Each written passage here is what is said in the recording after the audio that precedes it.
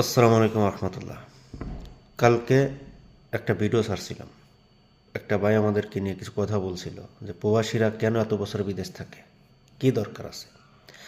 আরে ভাই, একজন প্রবাসী আসার পর 3-4 বছর বিদেশ করার পরে ঋণই তো শোধ শোধ করতে পারি না আমরা। আমরা যে টাকা ইনকাম করি বাংলাদেশে, আপনি ওই জায়গায় কথা বলেন না, বাংলাদেশ সরকারের কাছে যে একজন প্রবাসী যে সময় যায় তাকে 40-50 হাজার টাকা প্রবাসে পাঠাক, তাহলে না প্রবাসীরা দ্রুতভাবে দেশে যাইতে পারে। আপনারা যে সময় বিদেশে আমরা যখন আসি তখন আমাদেরকে লাগে 10 লাখ, 8 লাখ, 5 লাখ টাকা। তখন তো আপনারা কেউ কিছু বলেন না, এত ভালো বা এত বড় বড় বক্তব্য দেন না। আর আমরা যখন 5-7 বছর বিদেশ করি, আমরা তখন বাড়িঘর চালিয়ে আসি, আমরা প্রবাসীরা বাড়িঘরে যাইতে পারি না। কেন যাইতে পারি না? সেটা একমাত্র বাংলাদেশের মানুষের কারণে, বাংলাদেশের সরকারের কারণে। যখন আমি 5 লাখ টাকা দিয়ে বিদেশ আসি তখন আমার চিন্তা এইখানে থাকে, যখন আমি 10 লাখ টাকা দিয়ে বিদেশ আসি তখন চিন্তা আমার এইখানে থাকে। এই 5 লাখ টাকা শোধ করতে করতে আমার 3-4 বছর লেগে যায়। তখন তো আপনি কেউ আওয়াজ তোলেন না আপনারা।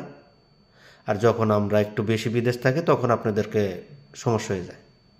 প্রবাসীদের পরিবারকে জিজ্ঞাসা করেন, প্রবাসীদের পরিবাররা কেমন আছে। আসলে প্রবাসীরা যে ভালো থাকুক, ভালো খাক আপনারা চান না। প্রবাসীদেরকে কীভাবে খারাপভাবে কথা বলতে হয় আপনারা পারেন। তো এগুলো বাদ দেন, প্রবাসীদেরকে সাথে দেন। আর বাংলাদেশ সরকারকে বলুন যে একটা প্রবাসীকে কম খরচে যাতে বিদেশ পাঠাইতে পারে, তাহলে প্রবাসীরা দ্রুতভাবে দেশে যাইতে পারবে।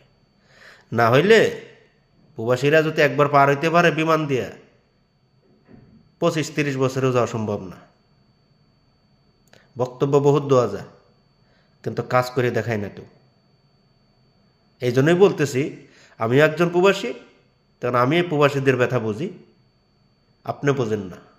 দেশে থেকে অনেক বক্তব্য দেওয়া যায়, কিন্তু একবার দেশের বাইরে পার হয়ে আসেন না, তারপর বুঝতে পারবেন